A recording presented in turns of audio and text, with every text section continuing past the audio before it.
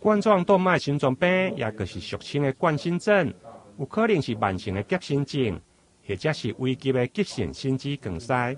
伊的危险因子包括年纪大、高血压、高血油、糖尿病、食薰甲肥胖等。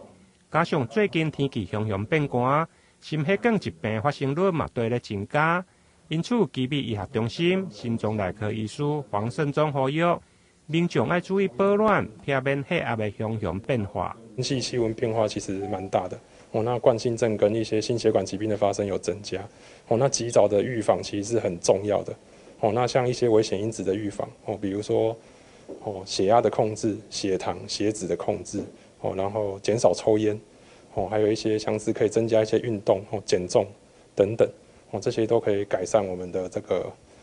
冠心症的发生。如果病人有发生就是胸痛、胸闷紧紧的持续的时间越来越长或是说会伴随着一些像盗汗、无力那这个时候可能要特别注意甚至有一些转移痛那这都很有可能是急性心肌梗塞的发生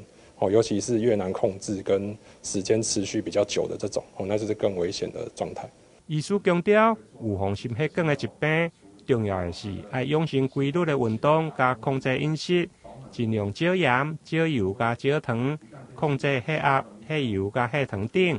另外，食薰嘛诱发心血管的疾病，因此戒薰不但会用减少血管的并发症，嘛会用减少肺部疾病的发生。台南新闻引根采访报道。